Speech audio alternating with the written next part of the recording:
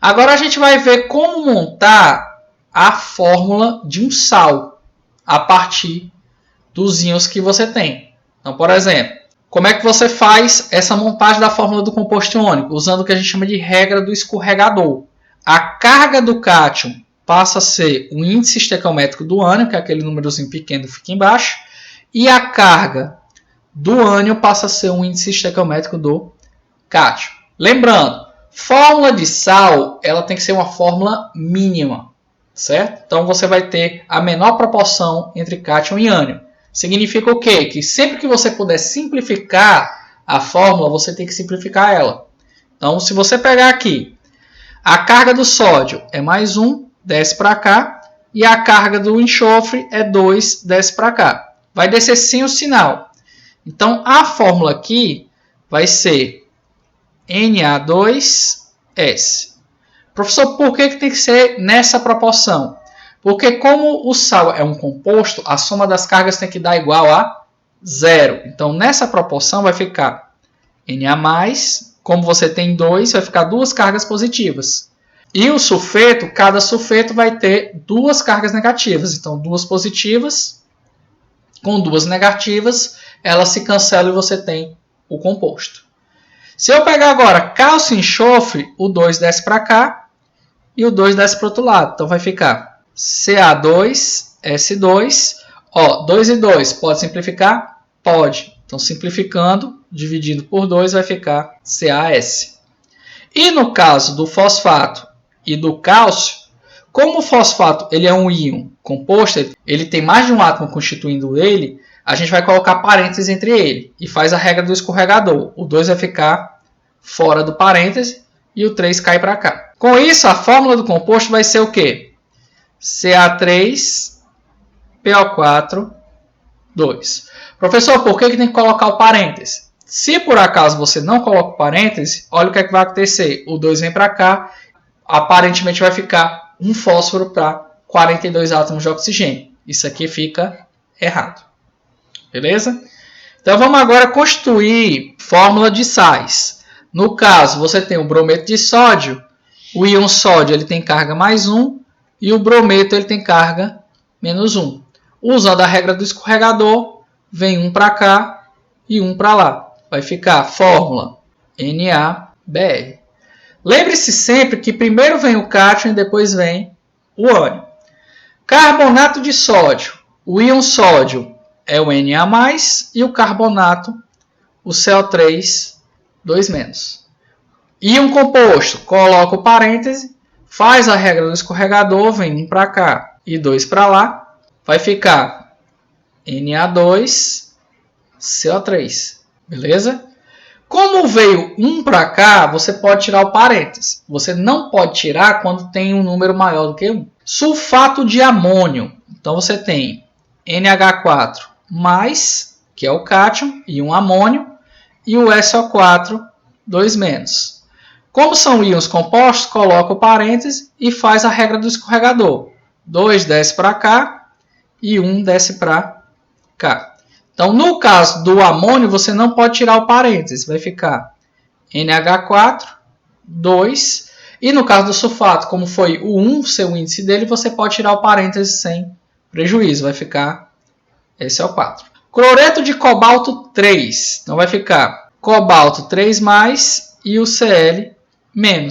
Faz a regra do escorregador, o 3 desce para o cloro e o 1 desce para o cobalto. Lembrando que quando só tem o sinal, você entenda que essa carga é 1. Então vai ficar COCl3. Se você precisar digitar o nome desse composto no trabalho, lembre-se sempre, o parêntese ele não se separa do nome do cátion. E a carga ela vem em algarismo romano e em itálico. Tem esse detalhe também. Beleza? Agora nós vamos entrar na parte de classificação dos sais. Então o que acontece? Os sais eles podem ser caracterizados quanto à natureza dos íons. Se você tem H+ ou H- na fórmula. Então a gente tem os sais comuns, que são aqueles que são neutralização completa, ou seja, eles não têm presença nem de cátion, ou seja, eles não têm presença nem do H+, nem do OH- na fórmula, que é o caso do NaCl e do KNO3.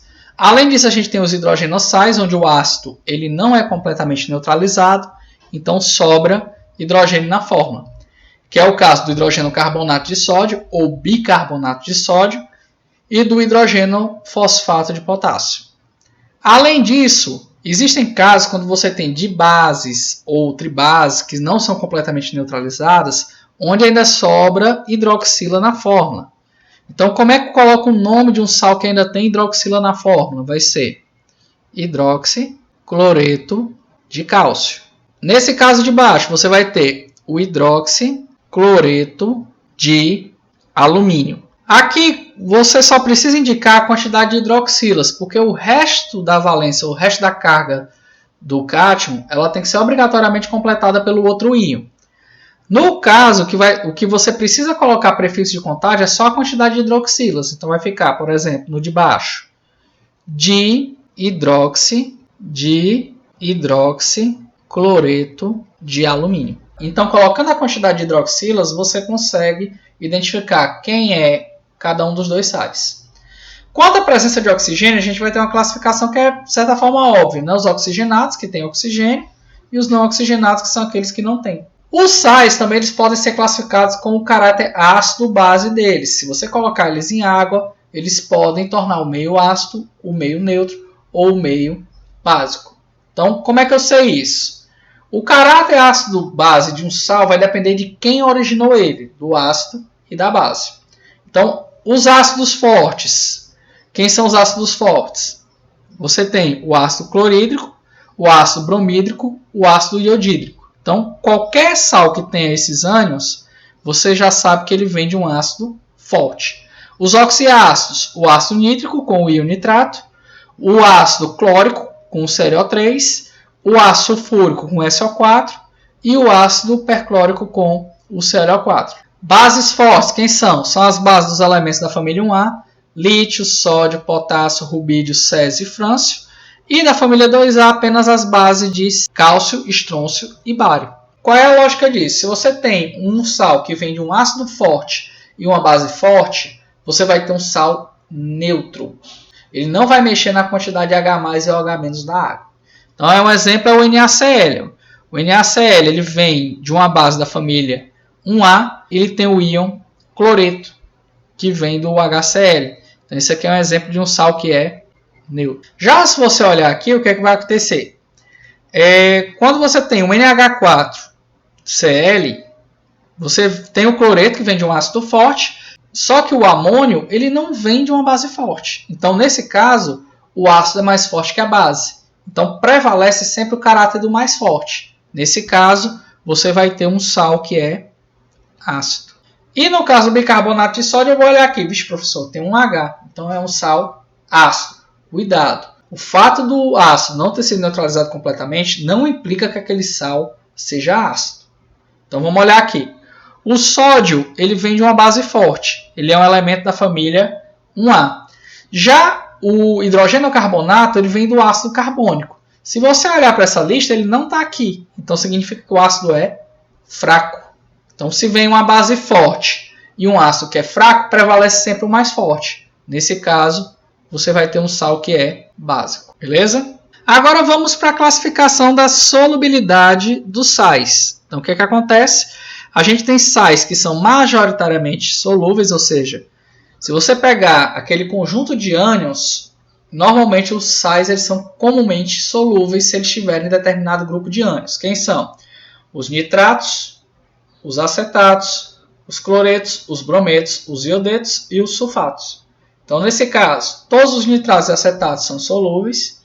No caso dos cloretos, brometos e iodetos, a maioria é solúvel, com exceção dos de prata, chumbo 2 e mercúrio 1. No caso dos sulfatos, o que vai acontecer?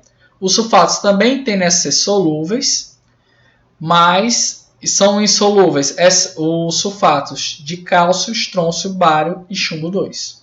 Já os ânions que são majoritariamente insolúveis, quem são? Os sulfetos, os carbonatos e os fosfatos. Com exceções de quem? Dos sulfetos de elementos da família 1A e 2A e de amônio. E no caso carbonatos e fosfatos, você vai ter que o carbonato fosfato da família 1A e o de amônio eles são solúveis. Por que isso acontece? Por causa da carga. A carga, nesse caso, é tão elevada que a energia da ligação iônica é forte e ela não consegue separar, o que é uma coisa que o processo de solubilidade exige. O sulfato, apesar de ter carga 2-, ele tem 4 átomos de oxigênio que interagem bem com a água, formando um íon dipolo e uma ligação de hidrogênio. Então você vai ter, nesse caso, formando um íon dipolo forte e favorecendo a solubilidade dos sulfatos. Mas normalmente o composto que tem carga 2 ou 3, ele tende a ser um pouco mais insolúvel. Agora a gente vai ver o último tópico de sais, que é a questão da reação de neutralização. Quando você tem um ácido e uma base que são diarrenes, ou seja, tem H+ e OH- na fórmula, eles tendem a reagir entre si formando um sal e água. Então, como é que a gente pode prever esses produtos de reação? Então, vamos lá. Primeira coisa, quando você tem uma neutralização que é completa, o H+, ele reage com o OH- formando água. Então, você vai misturar. Quem é que sobrou aqui? Para cada hidroxila, você vai precisar de um H+. Então, como nesse caso você tem um hidroxila e um H+, eles vão reagir na proporção de 1 para 1. Então, a primeira coisa que forma aqui, professor, é a água. Quem é o sal? É o que sobrou dos ânions e do cátion. Você vai ter primeiro o cátion, né, que é o Na, em seguida o cloreto. Você vai formar cloreto de sódio. No segundo caso, você tem um ácido sulfúrico e tem o NaOH. Você vai ter 2 átomos de hidrogênio, mas apenas um hidroxila. Como eles têm que reagir na proporção de 1 para 1, você mantém o maior como sendo 1 e você, nesse caso, vai aumentar o que está em menor quantidade, multiplicando por 2. Para cada hidroxila ou para cada H+, você forma uma molécula de água. Nesse caso, então, você vai ter 2 moléculas de água. E quem é que vai ser o sal formado? Vamos ver. A gente vai ter 2 cátions Na, então vai ficar Na2. E o ânion que sobrou aqui vai ser o SO4. Tranquilos? Vamos agora ver o HCl reagindo com o AlOH3. Você vai ter 3 hidroxilas e só um hidrogênio. Mantém como sendo 1 o AlOH3 e nesse caso você tem que igualar a quantidade de H+ para formar a água. Você vai utilizar 3 moléculas de HCl. Como você tem 3H, você vai formar 3 moléculas de água. Vai sobrar o que como sal, professor? Vai sobrar como sal o cátion, que é o alumínio. Então você coloca Al e 3 átomos de cloro. Então você vai ter o AlCl3. Nesse caso aqui, você vai ter o quê? 3 hidroxilas e 2 H+. Professor, como é que eu vou igualar essas quantidades? É só você trocar o índice pelo coeficiente. Vai ficar 3 ácido sulfúrico para 2 AlOH. Vou escrever aqui um pouco mais embaixo por causa do cronômetro da aula. Então vai ficar. Se você tem 3 vezes 2, você vai formar 6 moléculas de água. E sobrou quem, professor, aqui? Vai sobrar 2 cátions alumínio. Professor, como é que eu vou saber quem é o cátion? O metal ou o NH4. E vai sobrar quem agora? O SO4. Quantos dele você vai ter? Você vai ter 3 SO4. Então você vai botar SO4, 3. Então nesse caso você vai formar 6 moléculas de água e um sulfato de alumínio. Beleza? Então, gente, com isso a gente termina a nossa aula de sais.